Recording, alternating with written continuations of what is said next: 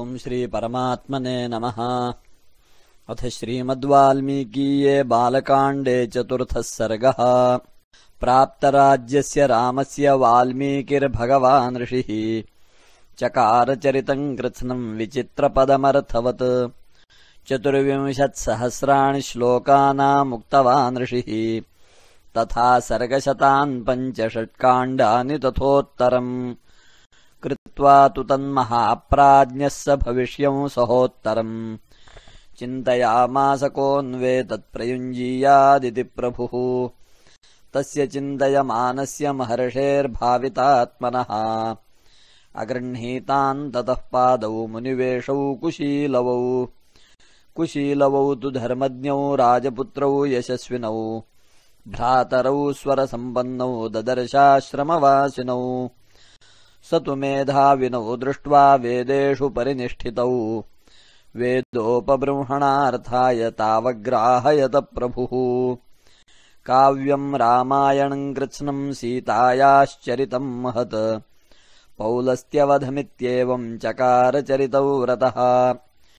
पाठ्ये गेये च मधुरम् प्रमाणैस्त्रिभिरन्वितम् जातिभिः 7 तन्त्रीलयसमन्वितम् रसैः शृङ्गारकरुणहास्यरौद्रभयानकैः वीरादिभिरसैर्युक्तम् काव्यमेतदगायताम्।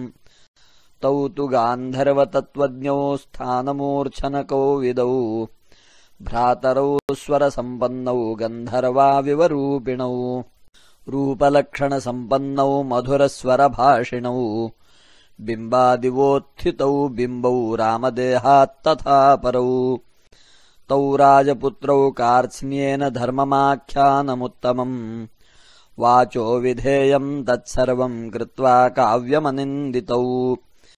ऋषीणाम् च द्विजातीनाम् साधूनाम् च समागमे यथोपदेशम् तत्त्वज्ञौ जगतुः सुसमाहितौ महात्मानौ महाभागौ सर्वलक्षणलक्षितौ तौ कदाचित् समेतानाम् ऋषीणाम् भावितात्मनाम् मध्ये सभम् समीपस्थाविदम् काव्यमगायताम्। तच्छ्रुत्वा मुनयः सर्वे बाष्पपर्याकुलेक्षणाः साधु साध्विति तावूचुः परम् विस्मयमागताः। ते प्रीतिमनसः सर्वे मुनयो धर्मवत्सलाः प्रशशंसुः प्रशस्तव्यौ गायमानौ कुशीलवौ अहो गीतस्य माधुर्यम् श्लोकानाम् च विशेषतः चिरनिर्वृत्तमप्येतत्प्रत्यक्षमिव दर्शितम् प्रविश्यतावुभौ सुष्ठु यत्तथा भावमगायताम्। सहितौ मधुरम् रक्तम् सम्पन्नम् स्वरसम्पदा एवम् प्रशस्यमानौ तौ तपश्लाघ्यैर्महर्षिभिः संरक्ततरमत्यर्थम् मधुरम् तावगायताम्।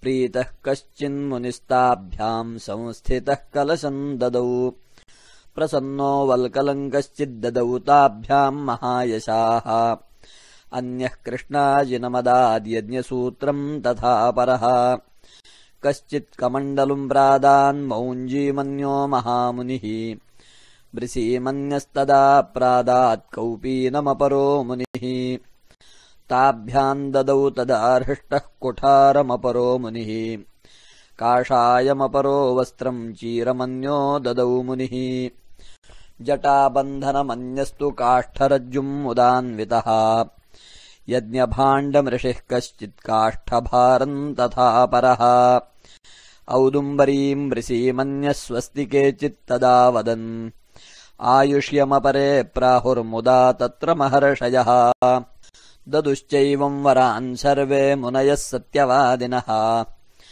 आश्चर्यमिदमाख्यानम् मुनिना सम्प्रकीर्तितम् परम् कवीनामाधारम् समाप्तम् च यथाक्रमम् अभिगीतमिदम् गीतम् सर्वगीतिषु कोविदौ आयुष्यम् पुष्टिजननम् सर्वश्रुतिमनोहरम् प्रशस्यमानौ सर्वत्र कदाचित्तत्र गायकौ रथ्यासु राजमार्गेषु ददर्श भरताग्रजः श्ववेश्म चानीय ततो भ्रातरौ सकुशीलवौ पूजयामास पूजार्हौ रामः शत्रुनिबर्हणः आसीनः काञ्चने दिव्ये स च सिंहासने प्रभुः उपोपविष्टैः सचिवैर्भ्रातृभिश्च समन्वितः दृष्ट्वा तु रूपसम्पन्नौ विनीतौ भ्रातरावुभौ उवाच लक्ष्मणो रामः शत्रुघ्नम् भरतम् तथा श्रूयतामेतदाख्यानमनयोर्देववर्चसोः विचित्रार्थपदम् सम्यग्गायकौ समचोदयत् तौ चापि मधुरम् रक्तम् स्वचित्तायतनिस्वनम् तन्द्रीलयवदत्यर्थम् विश्रुतार्थमगायताम् ह्लादयत्सर्वगात्राणि मनांसि हृदयानि च श्रोत्राश्रयसुखङ्गेयम् तद्बभौ जनसंसदि इमौ मुनीपार्थिवलक्षणान्वितौ कुशीलवौ चैव महातपस्विनौ ममापि तद्भूतिकरम् प्रचक्षते महानुभावम् चरितम् निबोधत ततस्तु तौ रामवचः प्रचोदितौ अगायताम् मार्गविधानसम्पदा स चापि रामः परिषद्गतः शनैर्बुभूषयासक्तमना बभूव इत्यार्षे श्रीमद् रामायणे वाल्मीकीये आदिकाव्ये बालकाण्डे चतुर्थः सर्गः श्रीसीतारामचन्द्रार्पणमस्तु।